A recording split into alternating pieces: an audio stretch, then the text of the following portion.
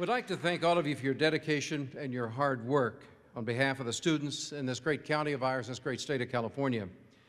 It's my pleasure now to introduce someone that's extremely important to not only me personally, but to this county and beyond for that matter. General William Lyon established a sterling reputation as Chief of the Air Force Reserve from 1975 through 1979. He served in Europe, the Pacific, and North Africa during World War II, and flew combat missions in Korea.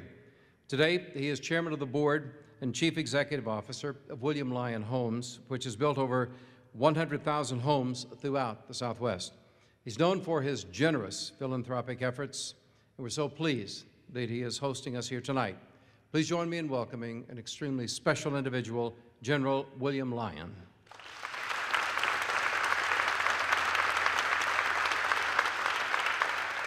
What I wanted to do tonight, most of you, I think, have been here before or heard the story, but it's really important to understand what this is all about and what started it.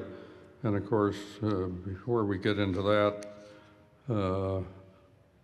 you've had all the invitations of all the people here, but I'd have to say that Bill Harbersell had been a real outstanding friend in this and getting this thing together where we can join all of you and the school people in this event, not only tonight, but in the future for all the young people.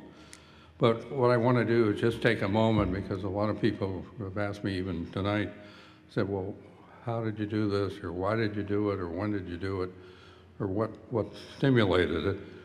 And what started this, about 14 years ago, I was asked to be involved in England with the organization there, and the English and some people in the United States wanted to build a museum in a field called Duxford near Cambridge and honor the Americans that flew in World War II out of the UK. I thought for a while about that, but anyway, I finally agreed to do that. And it took us a number of years to build the museum. It's a beautiful place. It's been there for 14 years now. It has literally hundreds of airplanes in it. But as I began to understand what was going on there, I was exposed to a lot of information from the English. As you know, the English have probably been in more wars than any country on the face of the earth, but they keep track of everything that happened in every battle, in every mission, everything, everybody's name, everybody's rank, and what happened to all of them. So I became very involved in trying to get the history of what really happened. Duxford was a field that was in the Royal Air Force before World War I. So it's a very old field. They now have a long professional runway like we have out here behind me. But they have a museum there that I would challenge anybody to ever see it in a couple of days. They have every airplane since the beginning of the Royal Air Force and all the other civilian airplanes that have come along since. So that's a whole thing in itself. But what was interesting as we were getting into the history of what the Americans did, in particular that field is where the 8th Air Force flew the B-17s into Germany, and some people don't even know that they flew as far as Russia.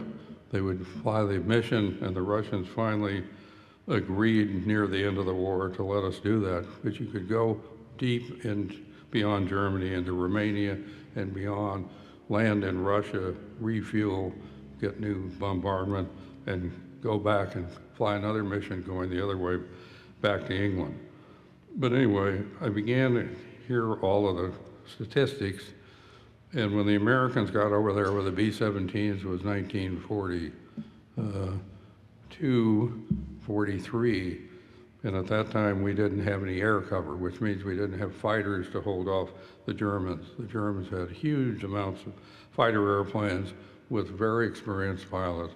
and they were knocking these B-17s out of the sky in an unbelievable way.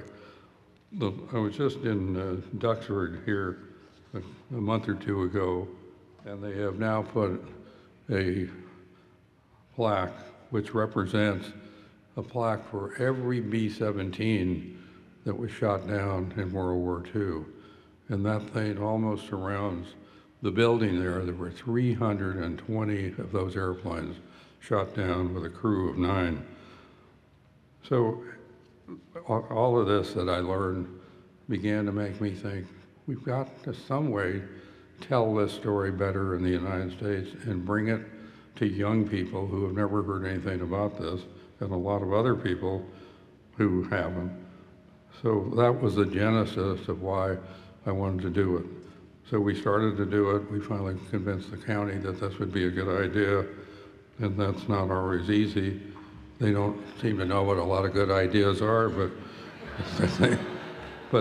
we finally convinced them that this was not going to be a shanty or a bar, or it wasn't going to be anything like that. It was going to be something really special. And so now, if you talk to them, they all will tell you, and I'm not talking about the supervisors that are here because they were supportive, but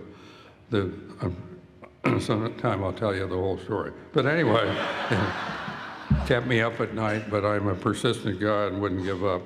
So we satisfied every rule there is in any book that anybody wrote about building a building like this. And so at the end, they began to see what was happening when we brought the airplanes in and all the rest of it. But what I'm trying to get at is what happened in World War II. And we've been in, as you know, a lot of wars. And it's not to demean that or any other part of what happened in World War II in the Orient, or what happened in Korea, where I was, and a whole bunch of other people, and on, and all the fracases we've been in.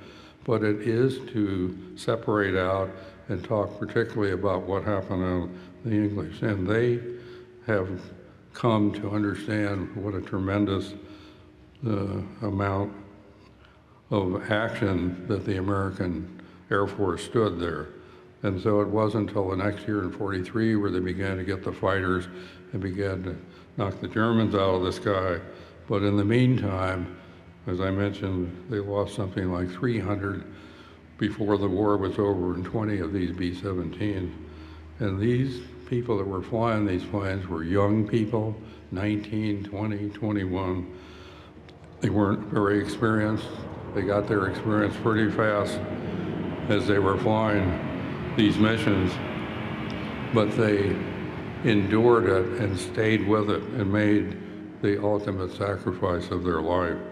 And so when the whole thing was over, the Americans suffered. More than 30,000 people in the American Air Force were killed in the air and flying out of the British Isles.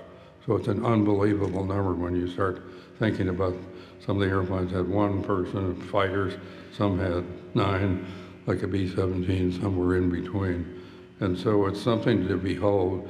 And I wanted, as a person, and as a citizen, and as an ex-military person, to bring that story to Orange County in this kind of a facade, so that we could particularly bring this to young people, particularly in grammar schools, and expose them to this, not to glorify war or tell all of that, but to expose them to something that they may not ever hear about, and to recognize those young people that gave their lives so that we can all be sitting here tonight.